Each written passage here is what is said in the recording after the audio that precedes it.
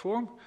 So what we will try to do right now is to send as soon as possible the text of opening remarks to everyone, so you can have it while this press conference is still ongoing. It seems that journalists who are watching us on Zoom didn't have those issues, so they were able to listen to us. In any case, we will have at the end of the briefing full audio file as well, but again, as I said, we will try to send immediately right now opening remarks to our global media list. We will now start with questions, and first we will go to John Cohen from Science. Can you hear me? Yes, John, please go ahead. Thank you. This is for Director General Tedros. I'd like to get your response to President Trump's threat yesterday to cut funding to WHO, and specifically to the 3 complaints he had, which were that WHO criticized the travel ban to China, and that WHO could have called this earlier and probably did know, he said, and also that WHO was very China-centric. Could you respond to each of those? Thank you. Thank you so much. As you know, WHO has been doing all it can since the beginning. And as I said it in my statement, tomorrow will be 100 days since we were notified of the outbreak. And it's very tragic that we lost many, many lives.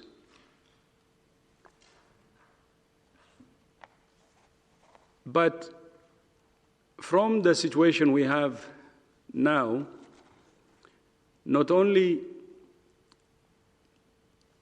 that we said we have been doing everything we can, but we will continue to do everything, day and night, like what we have been doing, to save lives. We don't want to waste time. Of course, when you're confronting with a new virus like this one, a very dangerous virus, let alone a dangerous and serious public enemy number one like this, we do regular assessments. So we will do our assessment, identifying the strengths and the weaknesses, and this is a tradition in WHO, and we will do that. This is what we call the after-action review. And WHO wants this more than any organization because we want to learn from our mistakes, from our strengths, and move forward. But for now, the focus should be on fighting this virus. As I said earlier, this is a new virus. There are many unknowns still. When it started, many people didn't know how it would behave. Still, there are many unknowns, and we don't know how it will behave in the future. It's very contagious like flu, but at the same time, more fatal than flu.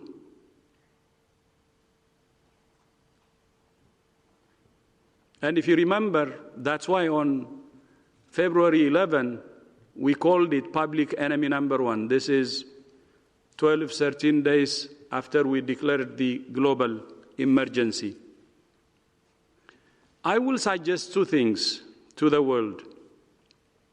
Number one, at national level, we should be able to work across party lines, across phases, across other differences that we have, across ideology. When there is a crack at the national level between political parties, between religious groups, or between other groups, that's when the virus gets a crack that it can exploit and defeat us. So number one is the national unity. working across party lines. I was a politician. I know how difficult this could be. I know it. Although it's difficult, it's the right thing to do. At the end of the day, the people belongs to all political parties.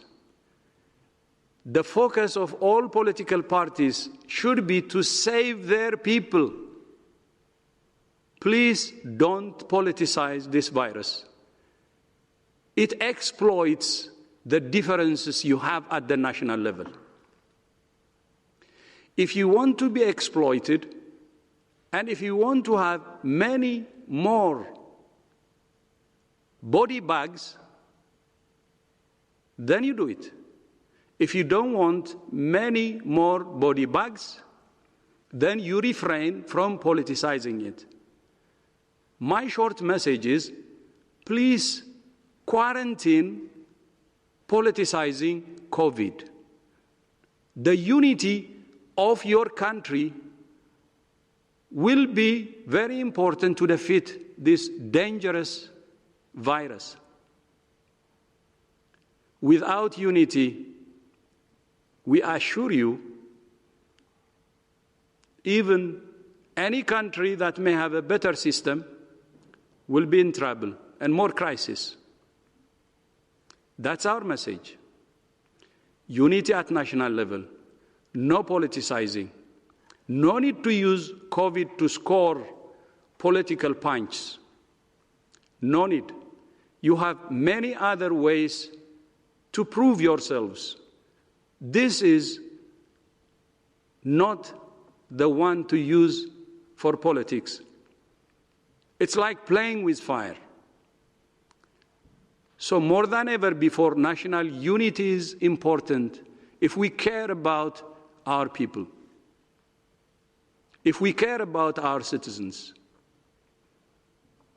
Please work across party lines, across ideology, across beliefs, across any differences for that matter.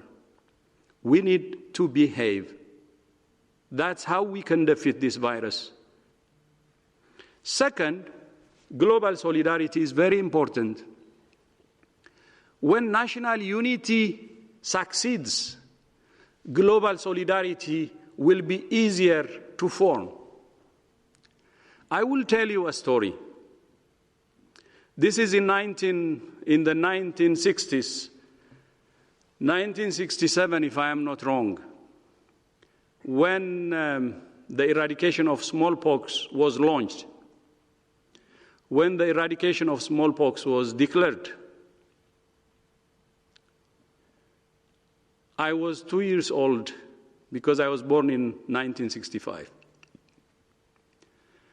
The former USSR and United States came together and agreed to eradicate smallpox and brought the whole world together with them. Do you remember that it was a Cold War era at that time? During the Cold War, the two nations, the former USSR and United States, came together to fight smallpox. It was killing 2 million people annually. 15 million infections annually. The world could not tolerate that kind of disaster. And even during the Cold War, the two powers agreed to fight smallpox together and brought the rest of the world together. Smallpox was eradicated in 10 years from then. And now, the United States and China should come together and fight this dangerous enemy. They should come together to fight it. And the rest of G20 should come together to fight it. And the rest of the world should come together to fight it. This virus is dangerous. We said it many times. It has the elements of a flu, very contagious, and it has the elements of SARS, fatal. We will have many body bags in front of us if we don't behave. When there are cracks at national level and global level, that's when the virus succeeds. For God's sake, we have lost more than 60,000 citizens of the world. Even 1% is precious, whether it's young or old. More than 1 million cases. What are we doing? Is this not enough? It's more than enough. Even the death of 1% is a disaster when we can prevent it. So my advice, 3 things. Please, unity at national level. No using COVID for political punch. And then second, honest solidarity at global level. And honest leadership from the US and China. Like the Cold War, we have less problems compared to Cold War. Those who have differences should join hands to fight it.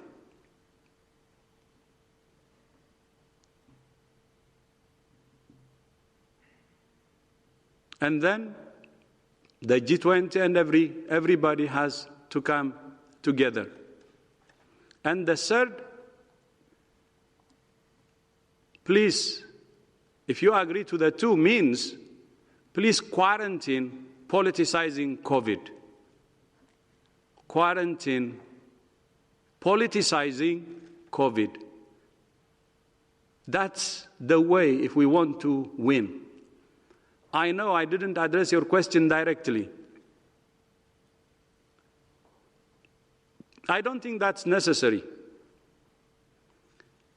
We shouldn't waste time pointing fingers.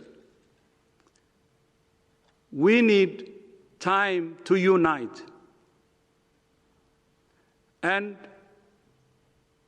what I'm saying is not in vain. I have seen leaders who are preaching about this, many leaders for the last 3 months. I'm just joining them. And we can make it.